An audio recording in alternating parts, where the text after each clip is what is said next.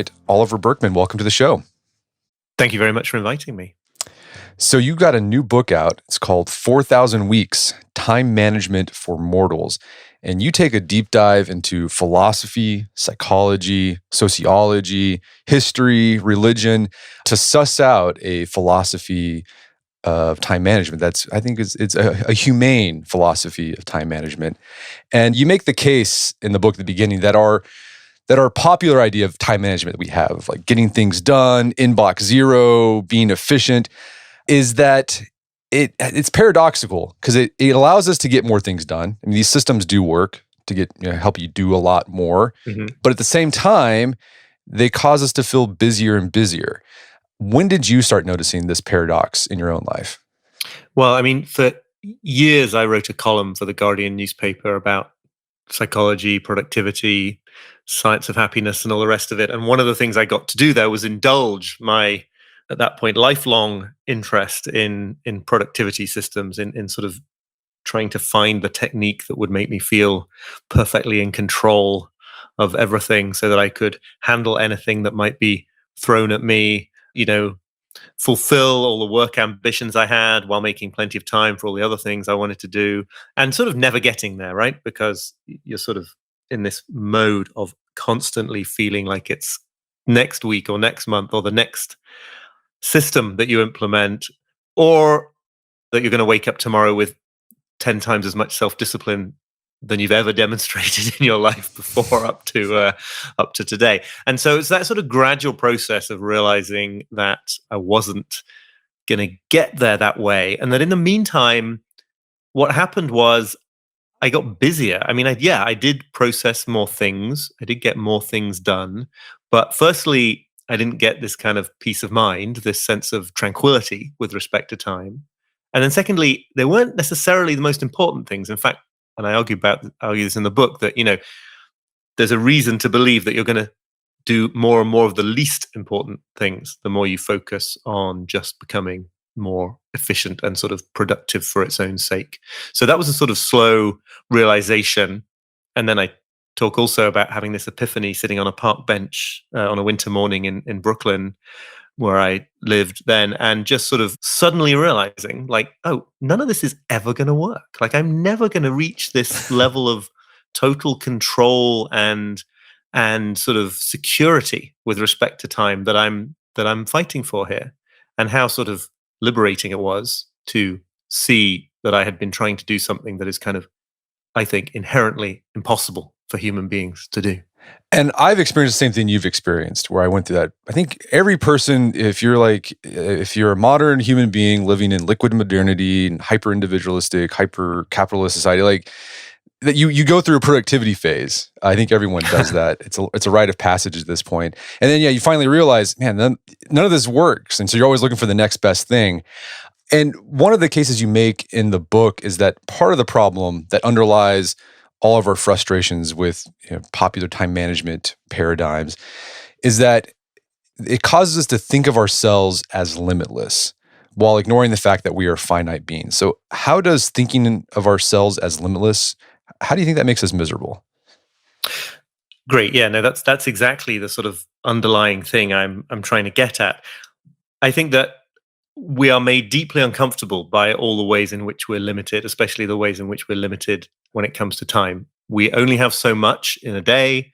We only have so much in a life, and we don't know how much that's going to be. We can only focus on one thing at a time.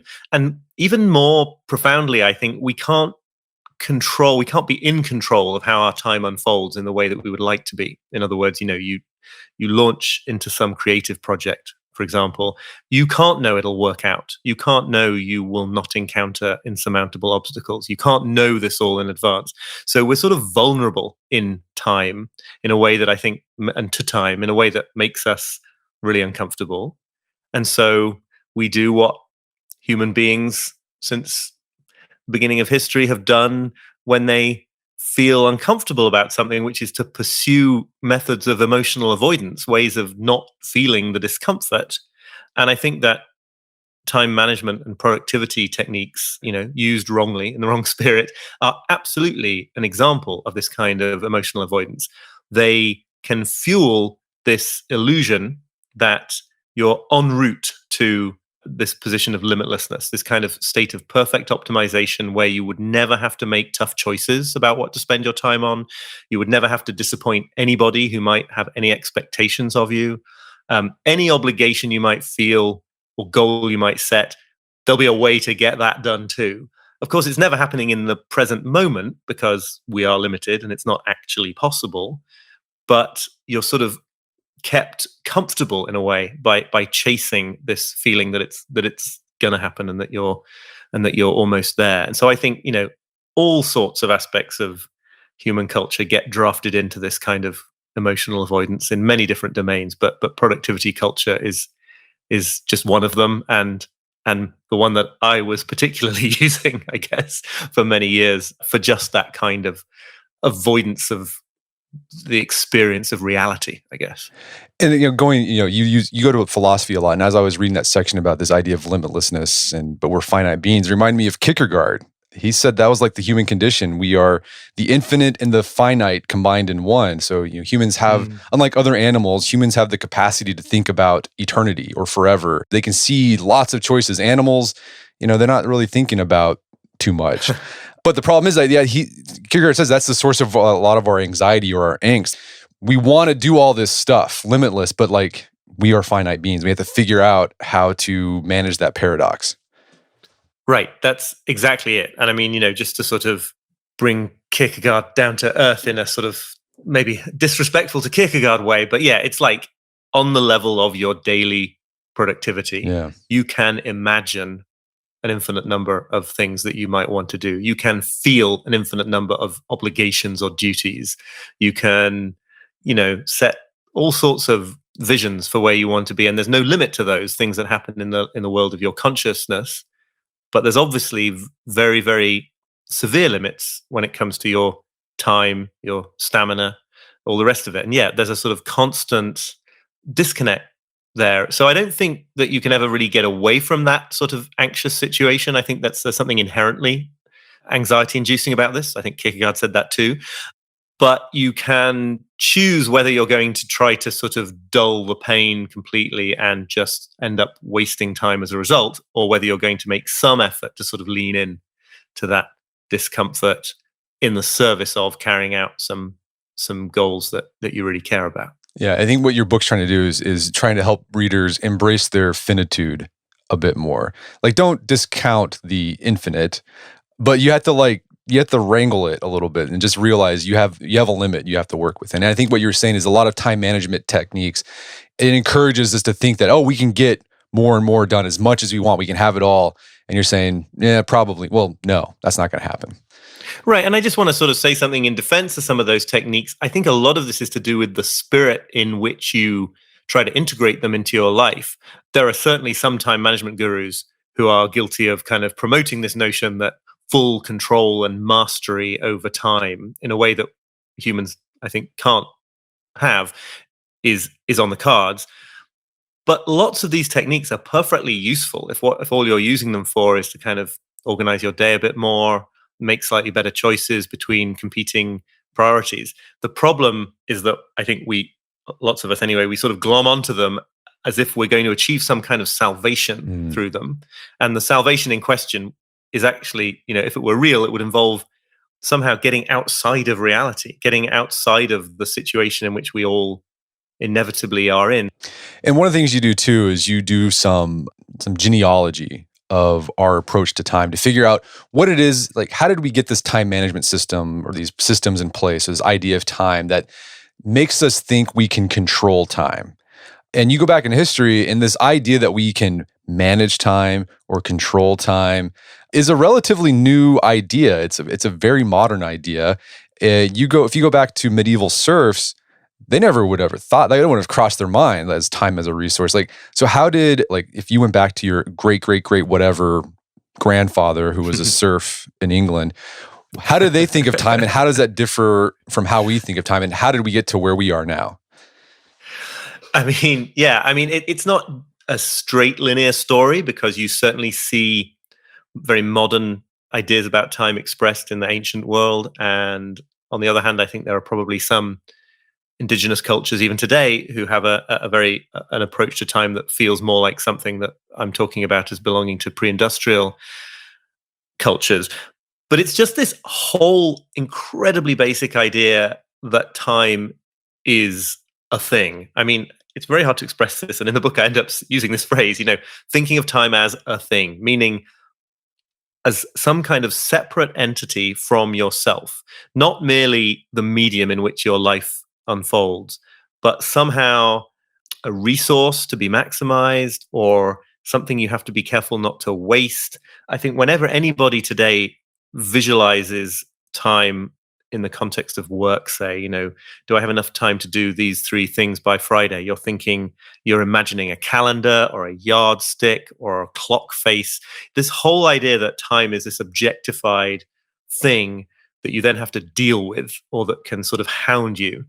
None of that would have arisen in the first place to a peasant in early medieval England. I think we've got some reason to believe from the historical record, they would have lived in what anthropologists call task orientation, right? This idea that the rhythms of life just emerge from the things that you're doing in your life and in your work. That it's not like you make a schedule and you can decide where to slot things in. It's like the cows need milking when they need milking, and the harvest needs harvesting when it's ready to be harvested. And a productivity guru who arrived on a medieval farm and said, look, it's really useful to batch your tasks. So why don't you do all the milking of the cows for the month today to get it out of the way? Obviously, that's absolutely absurd.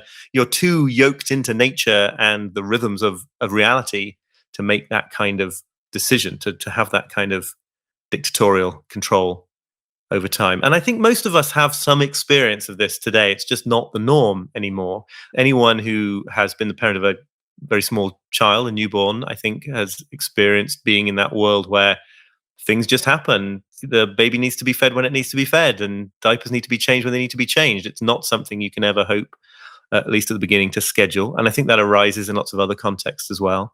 So all I really wanted to do here was to just say, hey, let's at least remember that our main way of relating to time today is not the only option. It is historically contingent. It is something we can sort of hope to get outside of, at least for some hours of the day or some weeks of the year, which is not the same as saying I think we should live like medieval peasants, because that was a terrible, terrible life in pretty much every other respect. And this transition to thinking of time as a resource, like I said, it sort of went through different cycles. Like monks were involved, then capitalism in 19th century, where we shifted from task-oriented work to you're going to work by the hour, and then now we're kind of stuck with that. But like, what is it about thinking of time as a resource, right? Like, as opposed to thinking of time as just being, I don't know, not even like it's not something to be used. It just is. How does thinking time as a resource, how does that make us miserable, you think? Well, I mean, firstly, caveat, I think it's probably essential to almost all the achievements of the modern world. So I don't think it's something we can just get rid of, but I think it does have this strong set of problems as well. And there are a number of different ones, but the sort of fundamental one, I think, is just that this instrumental approach to time, this idea that you are in a use relationship with time and you're always on some level asking, am I making the best use of my time?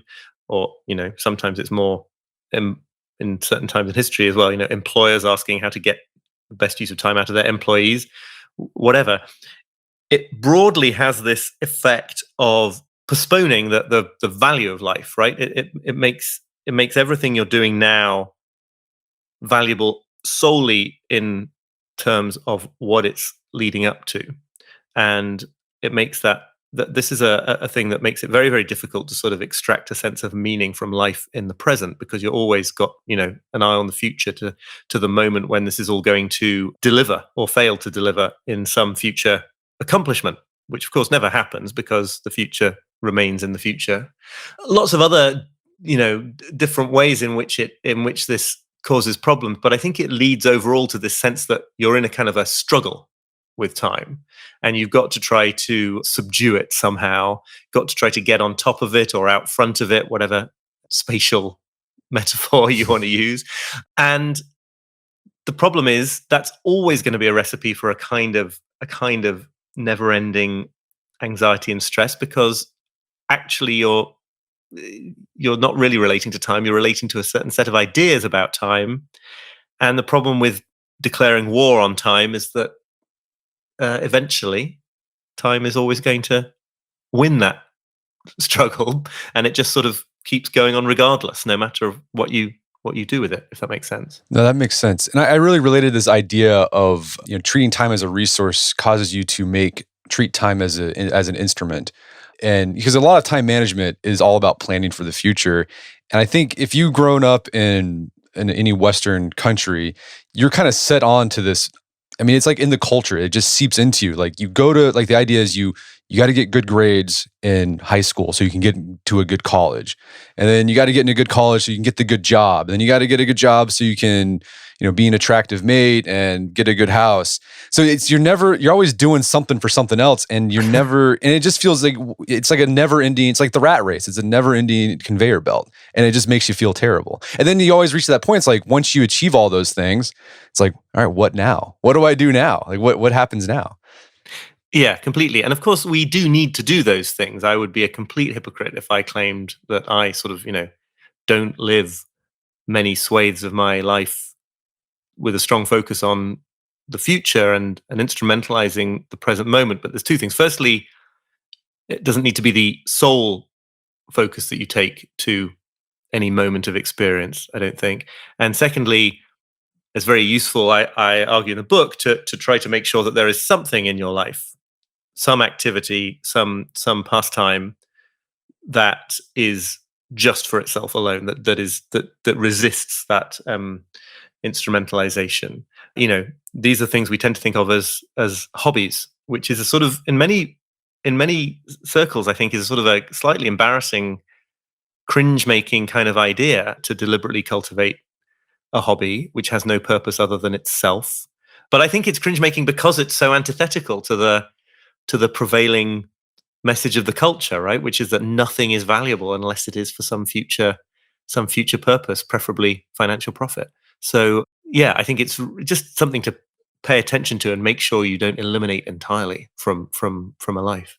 And what's sad and interesting is that we've even instrumentalized hobbies. And it used to be you could have a hobby and people are like, oh yeah, you build model trains, that's fine. But now it's like, well, if you're going to build model trains, you've got to like have a social media account where you're a model train influencer. It has to be a side hustle. You can't just have model trains just because you enjoy it.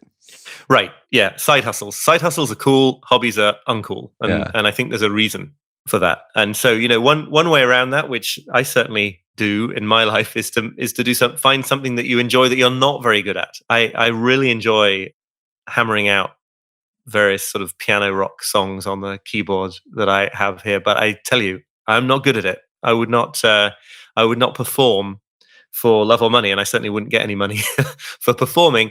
That's a useful thing in a way, because there's no pressure there. There's no attempt to think that I might one day instrumentalize it. And obviously, what I do professionally, writing, is absolutely different from that. It's really hard to not think about writing with one eye to, well, is this going to be a huge success? Is this book going to sell a lot of copies? I mean, et cetera, et cetera.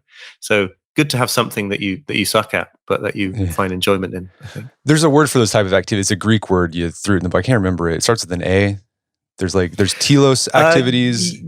This atelic activity. It's Greek in a sense. Yeah. It's essentially coined by contemporary philosopher Kieran Satir. But what he means, as I understand it, is an activity that is not defined by its telos, atelic.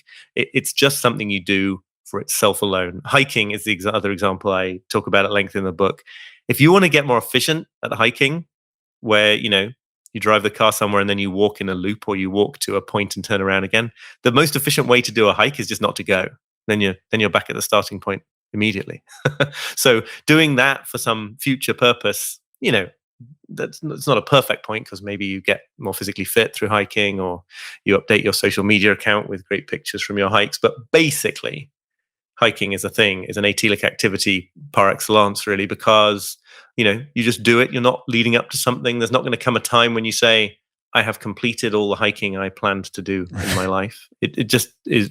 it resists all of those kind of pressures, I think. Yeah, so that's a way to rebel against our instrumental culture. Just do something because you enjoy, and then that will bring you happiness. And it's like the happiness is the side effect. Because that's another thing. People can get into like, well, I read this study. If you have a hobby, it will make me happier, and by being happier, I'll be more productive, and blah blah blah. You can't go down that. Just like, no, just play piano because you like to hammer out piano rock tunes. That's it. That's it. Right. And yeah, that's just instrumentalization again, right? Yeah. Chasing happiness. I mean, we're made to do this. I don't think that people should feel bad about this sort of natural tendency towards achieving future goals. I just think consciousness of what's going on can be really helpful, because then it makes you, like, nobody wants to spend their whole life only waiting for the moment on their deathbed where they get to say, like, oh, that was enjoyable in hindsight, right? Nobody wants that. So once you see that that's part of what you're doing, I think it becomes pretty natural to ease up on that focus a bit. Yeah, and you quote Richard Rohr a lot. We've had him on the podcast, and he has that idea is that, there's a first half of your life where you're kind of doing the instrumental stuff, like you're trying to build a career, you're trying to do those things. But he said at a certain point, and this can happen at any time in the lifespan, you've got to like move beyond that and kind of just enjoy life for what it is. And he says it's a hard process. Doesn't something you can't force. It just kind of happens. Yeah, I mean, you get this sort of idea. I love Richard Rohr's work. I think he is influenced by Jung, right? And and that's a Jungian notion as well, that there's a sort of first half and a second half of adult life, and that certain ways of being, perhaps even certain forms of productivity geekhood, are maybe appropriate to young adulthood up to a point, but then they're going to sort of stop being the answer if they ever are the answer. And at that point, you sort of do need to come up with a different way of thinking, one that isn't entirely targeted on where you're going. I mean, something people have said about this book in a sort of semi-critical way, which I'm receptive to, is that it's a sort of a bit of a midlife book. Whether I'm not sure I could have written it if I was in my 20s. I've tried very hard not to make it only appropriate to people in midlife, and I don't think it is. But I think there are certain things you come to see just by being around long enough, that certain methods and things you thought might work, like eventually it's like, oh, I'm never going to get to this summit that is implied in all these techniques that I'm pursuing. And if I'm not going to get to it, maybe it's time to think about a different approach. So let's go back to this idea of where you discovered that the more efficient you got at doing stuff, you felt like you started doing more stuff. And what's interesting, half a century ago, there was economists, I think Maynard Keynes made this prediction. It's like, oh, we'd only be working a few hours a week because we'd be so productive and efficient. But people are still working 40 hours a week or more. So what's going on there? Like, why is it that we're getting more done than ever? We're more productive than ever, but we just feel like we have to work more to do more. Yeah, it's completely extraordinary, especially the way now that, being incredibly successful in some professional sector is likely to leave you more busy than if you weren't extremely successful. And you look at sort of almost the whole of history. The whole point of being wealthy was so you could, go hunting and have banquets or something, so you didn't have to work all the time. And now that's sort of turned on its head. There are a huge number of different factors here: macroeconomic, social, cultural issues. But I think a very simple part of what we're talking about here is just that if you focus on making any system, such as your own personal productivity, any system more efficient, in the absence of some other guiding value, just like efficiency for its own sake, then all else being equal, you're going to end up being busier and busier on less meaningful stuff, because you just sort of create capacity that is then naturally filled by the pressures of the world, the pressures of capitalism, pressures of other people. If you get really, really good at processing your email, as I know from bitter experience, you just get lots more email because you reply to things and that generate replies to those replies, and et cetera, et cetera. There's this phrase, this saying, if you want to get something done, ask a busy person. The idea, if you're really good at processing your work, you're going to get more work, or take on more work. If you're a sort of independently employed person who gets to choose, you're still going to choose to do more and more and more. And, it's exactly like when they widen freeways to try to ease congestion by they add another lane to a freeway, and then it makes that route more appealing to drivers, so more drivers are incentivized to use it, and the congestion returns to what it was before. You get this sort of seems to work in all sorts of domains of life, this idea that just sort of becoming more productive will invite further inputs into the system. And the other thing I found was that they're less meaningful inputs because they don't have to clear this hurdle. Someone says to you, "Can you do this?" And you don't think to yourself, "Well, what am I going to neglect in favor of this?" You think, "Oh, just through becoming more efficient, I'll be able to do it all." And so you gradually end up taking on more and more and more things that you probably shouldn't take on until the system is full of junk. And how do you avoid that? Is it just a matter of having, like, in this instance, having a telos, like having like, here's what I'm about, and if this task doesn't fulfill what I'm about, then that it's not coming on? I think that's a big part of it. Obviously, to the extent that this is a social and cultural wide problem, it probably has to be addressed at a policy level too. But yeah, I think on a personal level, you can just see that, you can bring yourself to see that you are not, like, to understand that you're just not going to get everything done. Like, you are in a situation where systematically it's going to feel like there's more that really matters than you have the capacity to do. That this is built into the system. It's not because you're insufficiently self-disciplined or you haven't found the right techniques yet or something like that. And in that situation, once you sort of internalize that understanding, it's actually quite liberating because you can just sort of give up in a way. It's a certain kind of surrender or defeat, where you see that something you were trying to do was just impossible. But it's a defeat that is the prelude to then being able to act with a much clearer head and more undiluted energy and attention on a handful of things that matter, because you're no longer attempting to do an impossible amount of things. You've sort of seen why it is that is an impossible quest. It frees you up to focus on more things and that do matter. And I think, very simple strategies here include this. I spent a lot of my time as a productivity geek, trying to clear the decks, trying to get to this situation where I would have dealt with all the little stuff, and I would have then these notional expanses of focus and time. And it took me a long time to see that actually, like, you can't clear the decks, because clearing the decks generates more work and more things come onto the decks. And we live in a world of infinite stuff to come onto your decks anyway. So at the most, you can spend a couple of hours at the end of the day clearing the decks, sure, but you just at some point have to spend the first few hours on the thing you care about the most, even though the decks aren't clear.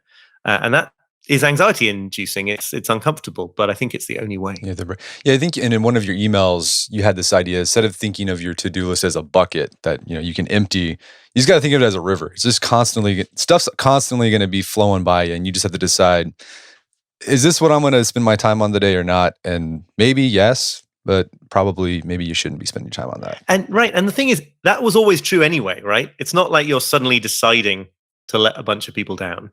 The point is, this is baked into the situation. Like, there's all sorts of things that would have value if you did them that you're never going to do. So this is about being conscious of that situation so that you get to call the shots about which of the things you do. Otherwise, in the words of workplace consultant Jim Benson, who I quote in the book, you just become a limitless reservoir for other people's demands and expectations. Because if you're not making the decision about what to neglect in a situation where something must be neglected by definition, then somebody else is going to make that decision, and they're going to make it in their interests. And related to this idea of increased efficiency just encourages more stuff to be done, because that's what the system is designed for. It's just getting stuff done. So it's going to continually want more stuff to do. Is this idea of increased convenience makes us feel miserable, which is counterintuitive, because you think, well, if things are more convenient, if I can get stuff sent to my door directly from Amazon in a day, that should make my life easier. But you make this case, yeah, maybe, but also maybe not. Right. I mean, convenience is such a great example of the perils of efficiency pursued for its own sake, because, I think in some sense, all the efficiencies of modern technology absolutely have made life easier. The question is whether easier is always what we want when trying to build the most valuable life. So, a very simple example of that is Yeah, if you can, there's a natural tendency. If you can watch movies streaming at home and get food delivered to your door without ever speaking to a human being and do all the rest of this stuff, like that's easier than going out, meeting people, or phoning a restaurant, talking to a human being. It's easier, but it sort of all adds up to something being taken out of life, which are these kind of rough edges and textures where you do have to speak to people, and as a result, you sort of, it's actually quite, it's important for your well-being to have a few conversations with human beings in the course of your day. I also give the example of, I'm in the UK right now, but for a long time I've lived in the US with lots of family in the UK, always leaving it too late to send them a birthday card on time. So I would end up using these online services where you put the card together with a photo and a message, and then it prints it and mails it locally at the other end. And like everyone involved in that process knows that that's not quite the same. Yeah. Like that I've used convenience there, and something has gone from the transaction. That if I had gone to the effort of planning with enough forethought to have enough time, go and buy a card, write in it, mail it, that would mean more to the recipient, because actually something is lost in making that process really smooth and easy. So, again and again, there are many examples of this. I think, yeah, it makes life smoother, but do you want a smooth life? I mean, to some extent you do, but maybe not a perfectly smooth one. Well, yeah, the Silicon Valley people who come up with these apps that make life convenient, they call those pain points friction. And their whole goal is Right. to eliminate friction. And what you're saying is, no, actually friction can be good because it allows you to talk to the clerk, and you might have a conversation that you need that. And I don't think a smooth life would be boring. So why eliminate it? Like, why eliminate friction? Right. And you're just sort of handing the decision about what kind of experiences you want in your life to other people in Silicon Valley designing this technology, and B, your sort of lowest impulses in a way, right? The impulse to not put in the effort to do something.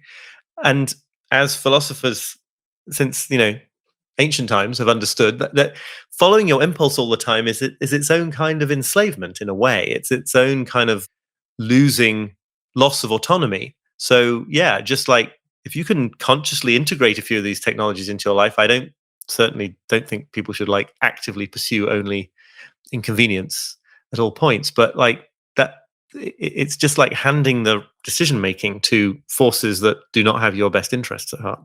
So we've been talking kind of about small ways that you can embrace finitude, so you don't feel so angst ridden.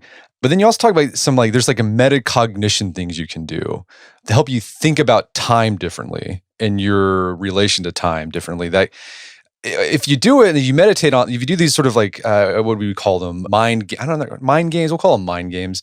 It can help you think about your time differently. You can actually be really free, and you can just totally shift the paradigm.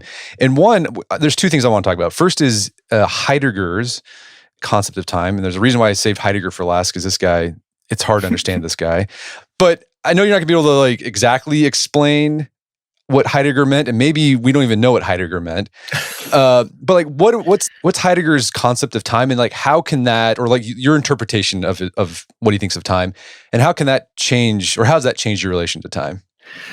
Yeah, Heidegger is not easy, and I'm just going to issue, as I always do, the caveat that I don't claim that my interpretation is canonical, or that somebody else wouldn't want to offer a very different one.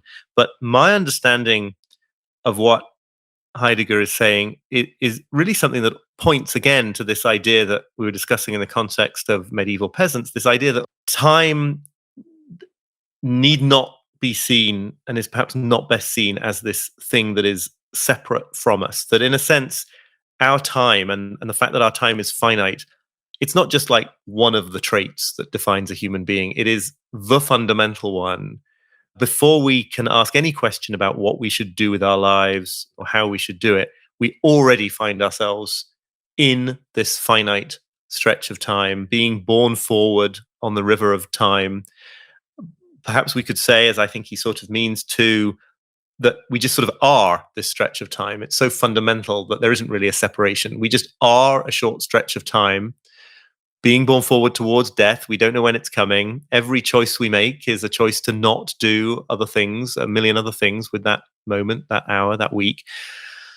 and that there is a kind of choice that you have to make between doing all sorts of things to try to deny this feeling and not confront it and feel like you're not in this situation of being borne forward towards death in a stretch of finite time, or facing up to it, facing up to the anxiety that that inevitably brings, but sort of taking seriously the stakes of your time and each moment of your time and what you do with your time.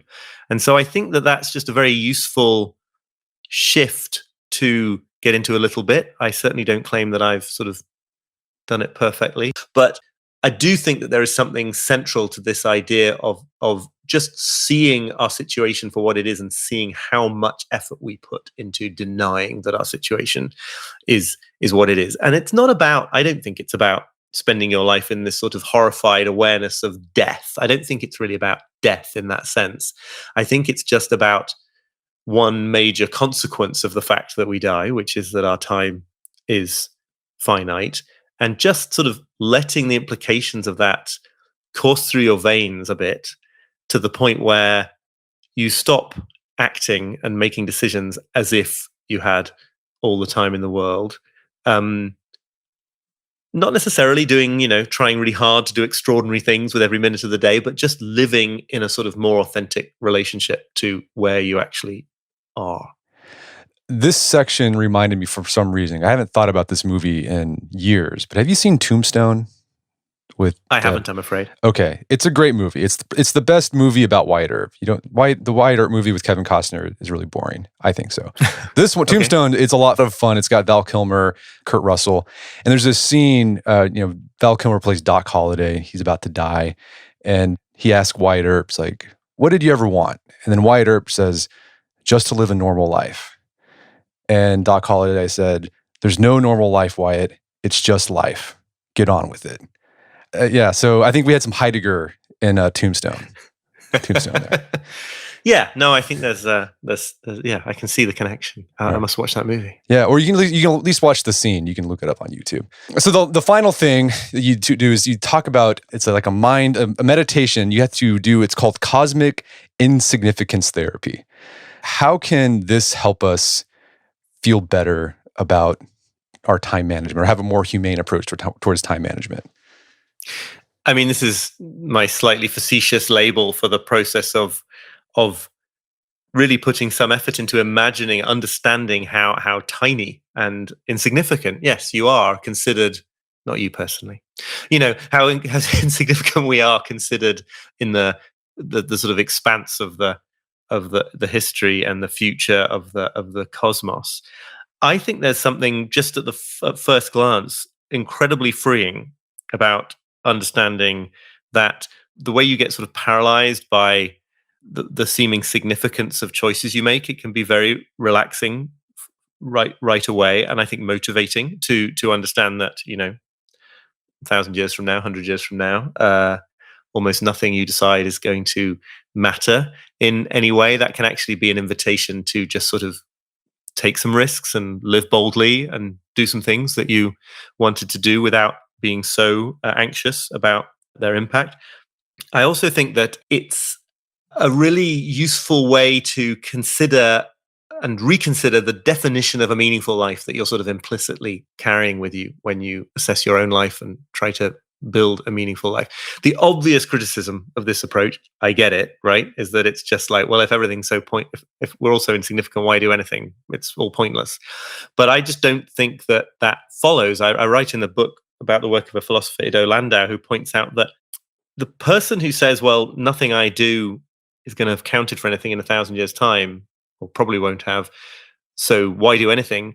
They are invoking, whether they recognize it or not, a definition of a meaningful life that is set, where the bar is set so high that they would have to sort of be superhuman to meet it. They would have to manage to, if not be superhuman, then at least reach the level of the kind of person who occurs like once in several hundred years, a Shakespeare or a Tolstoy or a Michelangelo, and that we should question whether we really want to be going around with this kind of definition of what makes it worth doing things and what is meaningful, we should consider that there are all sorts of kind of ordinary seeming things that could absolutely count as the content of a meaningful life. That, do you really want to say that working for an organization that makes your small neighborhood a little more beautiful or a little friendlier, that was pointless because it didn't affect the whole planet forever?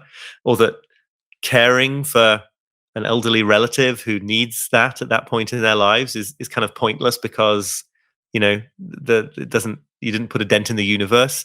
I think that most of us intuitively know that we don't want that kind of definition of what counts as a meaningful life, and we do want to remember that ordinary things can be meaningful.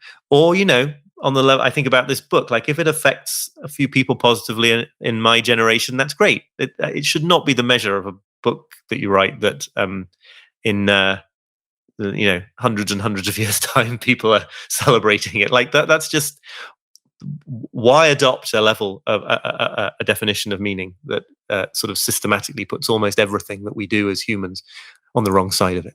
Well, Kierkegaard talks about that. He has that quote, it's like the ambitious man whose slogan is either Caesar or nothing. Right. And then like he doesn't become Caesar, and he just becomes, he's in despair. He's like, well, nothing matters. And like Kierkegaard's like, that's dumb. Like, don't do that. That's stupid. Right. And yeah, this chapter reminded me of my great grandfather in his memoir. At the end of it, he wrote this like in the 50s or 60s. He put at the end of his memoir a poem called "There Is No Indispensable Man." I'll link to it, but it's the same sort of thing. It's like, you come into this world, you might make a big splash, but when you leave it, you're not going to leave much behind. But that's okay. Like it's, for some reason I find it ennobling. It's like, yeah, I'm going to take risks. I'm going to just find meaning in my mundane everyday life. That's okay. It's probably the best we can do. Right. And I really don't think it's a counsel of despair, right? I don't think it means that you have to have a less meaningful life. I don't think it means you can't do extraordinary things or things that will lead to you achieving fame and fortune. I think that's all great. I just think that when you're considering, the ways you're spending your life, that it shouldn't be the criterion should not be something sort of that is kind of superhuman in that regard. If you do something that counts and it gets you a lot of fame and fortune, great. I'm not against that at all. But don't use that as, let alone these kind of even bigger kind of cosmic level kinds of definitions of meaning. Don't use all that to define what counts as meaningful. Follow something more human, and then if it's successful, maybe fame and fortune will follow. And the idea is you can apply this to your to-do list. Like, don't think you have to have on your bucket list write a New York Times best-selling novel. If that happens, great. But write the book that you've been wanting to write for a long time, even if it's crappy and even if no one ever reads it. Just write the book. Right. Yeah. I mean, if it matters, it matters. It shouldn't need to matter on a level that is sort of something that's entirely beyond human control or your control. Right. Exactly. Yeah. Well, Oliver, this has been a great conversation. I've had a lot of fun. Where can people go to learn more about the book and your work? You can pick up the book anywhere you would expect to be able to pick up books. And then my website is oliverburkeman.com, where you can also subscribe to my email newsletter, which I call The Imperfectionist. Fantastic. Well, Oliver Burkeman, thanks for your time. It's been a pleasure. Thank you. I've really enjoyed it. So when I was talking to Oliver about cosmic insignificance therapy, I mentioned a poem called "There Is No Indispensable Man" that my great-grandfather, William M. Hearst, included at the very end of his memoirs that he published shortly before he died. I also learned that General Dwight D. Eisenhower carried a copy of this poem in his pocket at all times. I'm guessing it was his way of doing some cosmic insignificance therapy. So, for your enjoyment and meditation, here's the poem, "There Is No Indispensable Man." Sometime when you're feeling important, sometime when your ego's in bloom, sometime when you take it for granted, you're the best qualified in the room. Sometime when you feel that you're going would leave an unfillable hole, just follow these simple instructions and see how they humble your soul. Take a bucket and fill it with water, put your hand in it up to the wrist, pull it out, and the hole that's remaining is a measure of how much you'll be missed. You can splash all you wish when you enter. You may stir up the water galore, but stop and you'll find that in no time, it looks quite the same as before. The moral of this quaint example is to do just the best you can. Be proud of yourself, but remember, there's no indispensable man. My guest today is Oliver Burkeman. He's the author of the book 4,000 Weeks. It's available on Amazon.com and bookstores everywhere. You can find more information about his work at his website, oliverburkeman.com. Also, check out our show notes at awim.is/4000weeks, where you can find links to resources where we can delve deeper into this topic.